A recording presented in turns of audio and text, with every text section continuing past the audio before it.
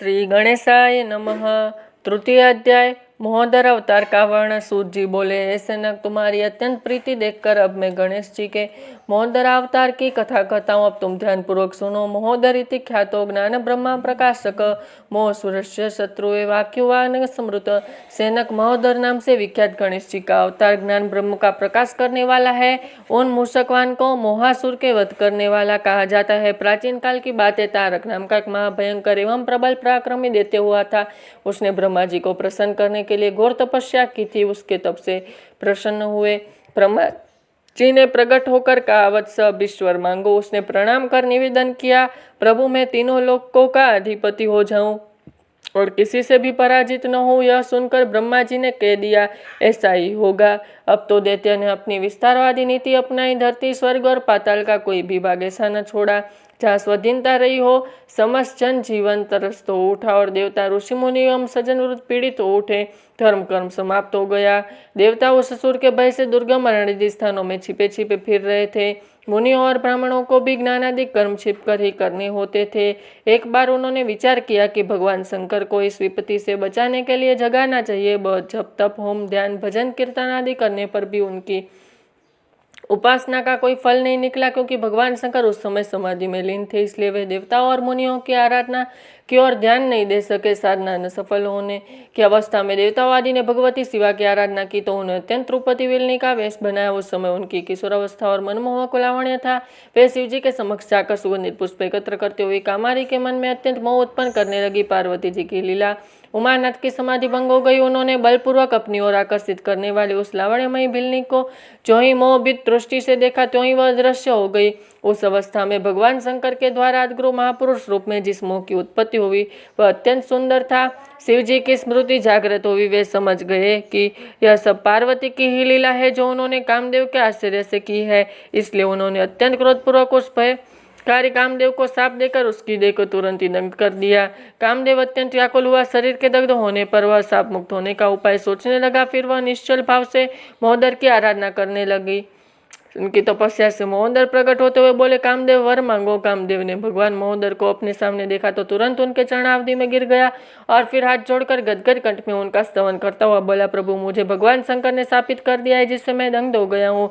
कृपा कर मुझे निरोगता प्रदान कीजिए जिससे मेरा कष्ट दूर हो जाए। महोदर ने उससे कहा, वत्स शिव के साप को अन्यथा करना तो असंभव है, फिर भी मैं तुम्हारे सुख के लिए अन्य शरीर प्राप्त करा सकता हूँ। तुम आनंद पूर्वक रह सकते हो। यौवन स्त्री पुष्पाणी सुवासी महात्मदे गाना मधुर सेव मृषा शब्द का उदानी वसंत सुवास चंदन संगे विष्णु कांता नारायण गुरु दर्शनम वायुमेध सुवास वस्त्राणी नमामि वे भूषणादि देवा नानाकृता मया तेतु शंकर जेति स्तव पुर तथा कुमभि स्मृति पूर्वतम अनुभवतु वे।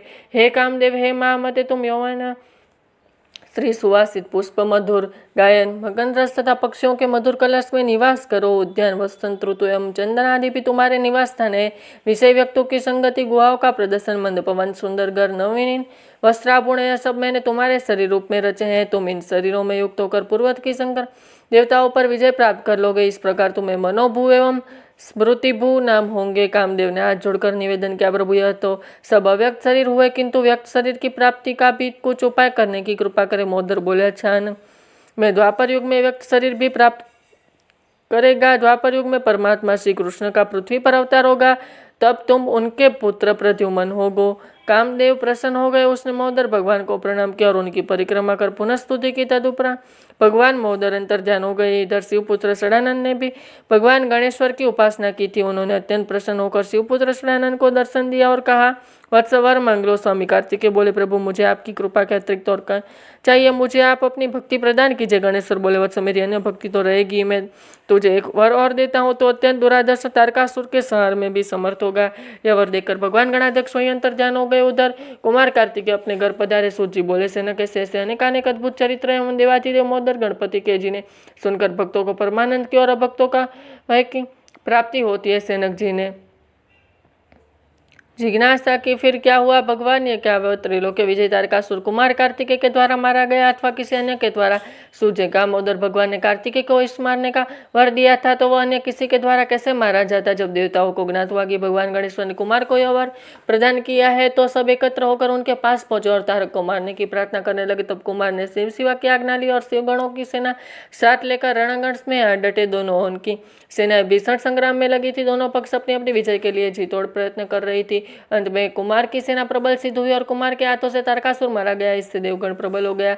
उन्होंने तुरंत ही स्वर्ग का राज हथिया लिया। सनक ने पूछा, हे सूची, भगवान शंकर को मोहित होने से जिस महान पुरुष मोह की उत्पत्ति हुई थी, उसकी कथा तो वहीं रह गई। प्रभु, उस पुरुष ने कब क्या किया यह मुझे बताओ। सूची बोले, सेनक, वह भगवान भास्कर की कृपा कर प्रबल असुर हो गया था।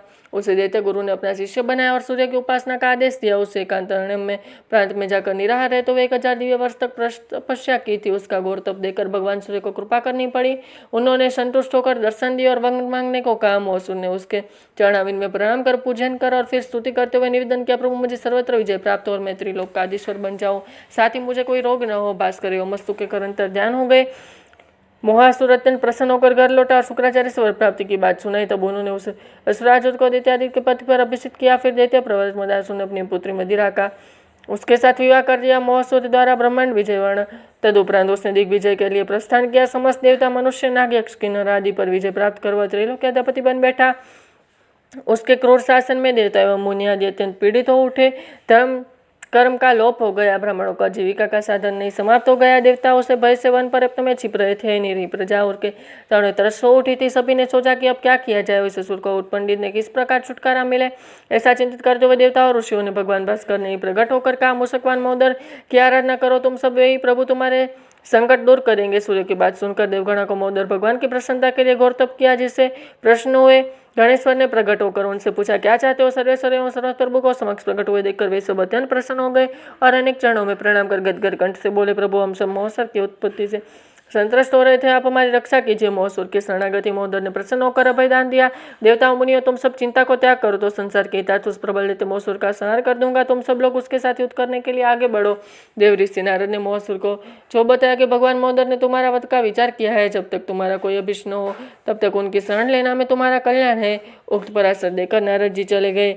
मोहासुर ने अपने राजपुरोहित शुक्राचार्य से उस विशेष में परामर्श किया, तो वे बोले, देते राज, भगवान महोदर की समस्त विश्व के कर्ता करने वाले हैं। समस्त देवताओं और दैत्यों भी उन्हें उत्पन्न किया है। वे प्रभु काल के लिए महाकाल है, उनके लिए अपना पर कोई नहीं है। इसलिए तुम निर्भय होकर उनके शरण में जाओ, तो वे तुम्हें भी अपना लेंगे। अतः तुम अपनी श्रेय कामना से उनके प्रसन्न करके कृपा प्राप्त कर लो। तभी महोदर के दूत रूप में भगवान विष्णु वहाँ पधारे। दैत्यराज ने उन्हें सम्मान सहित आसन दिया और बोला, कहिए प्रभु, आप यहाँ किस प्रयोजन से पधारे हैं। विष्णु बोले, असुर मैं महोदर का दूत हूँ। उनकी यह संदेश दिया है कि यदि तुम देवताओं, मुनियों, ब्राह्मणों एवं समस्त धार्मिक स्त्री पुरुष के सुख में व्यवधान उपस्थित न करने का वचन देते हो, उन दया में प्रभु की शरण ले लो, तो तुम्हें क्षमा कर देंगे। अन्यथा रण क्षेत्र में तुम्हारा वध अवश्य भी है। मोहासुर को मोर गर्व भंग हो गया। उसने चित्त में ज्ञान का प्रकाश हुआ तो वह भगवान विष्णु से बोला, है देवदूत, आप उन भगवान से जाकर निवेदन करिए कि मैं उनके शरण ले रहा हूँ। वे मेरे नगर में सादर पधार कर अपना अभिनंदन का अवसर प्रदान करे। विष्णु ने साधु साधु कहकर उसकी प्रशंसा की और महोदर के पास लौट गए। महोदर ने उसके द्वारा मोहसुर का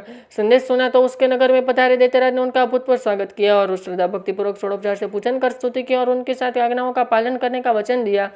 फिर उसने श्रद्धा भक्ति की याचना की। महोदर ने उसे ईश्वर प्रदान किया और अंतर ध्यान हो गए। मोहसुर ने सभी आज्ञाओं का पालन कर संसार भर में सुख शांति स्थापित कर दी। देव तथा ज्ञानादि दैत्यराज का विनाश हुआ। सूची बोले, सेना के वत्स, तुमने भगवान महोदर का महिमा से युक्त अद्भुत कथा सुनाई। अब तुम्हें एक और उपज्ञान सुनाता हूँ, जिसमें भगवान महोदर की कीर्ति निहित है, उस तुम ध्यानपूर्वक सुनो। एक बार दुर्बादी नामक एक दैत्य बहुत प्रबल हो उठा था। अत्याचारों से पीड़ित देवताओं ने भगवान गजमुख से निवेदन किया कि उनकी रक्षा की जाए। भगवान ने कृपापूर्वक उन्हें अभय प्रदान किया और दैत्यराज दुर्बुद्धि को मार डाला। उस दैत्य का पुत्र ज्ञानाभरी भी बड़ा उठी और पराक्रमी था। उसने पिता को मारने के गजमुख के प्रतिशोध लेने का निश्चय किया। उसकी प्रार्थना सुनकर दैत्य को शुक्राचार्य ने उसे त्रिलोचन को प्रसन्न करने का परामर्श दिया और साथ ही पंचाक्षरी मंत्र नमः शिवाय की शिक्षा दी। ज्ञानाधीन वन में जाकर उसे मंत्र से अनुष्ठापूर्वक तपस्या करने लगा। उसके कठोर तप से प्रसन्न होकर भगवान शंकर प्रकट हुए, जिसके दर्शन करके अत्यंत हर्षित हुए। असुर ने सर्वत्र विजय और निर्भयता का वर प्राप्त कर लिया। वर देखकर भगवान शंकर अंतर्ध्यान हो गए और असुर प्रसन्न होकर घर लौटा। फिर उसने विशाल असुर सेना एकत्र कर सब लोगों पर विजय प्राप्त कर ली। सब अंकुश निर्ंकुश शासन ऐसे सर्वत्र आरंभ हुआ।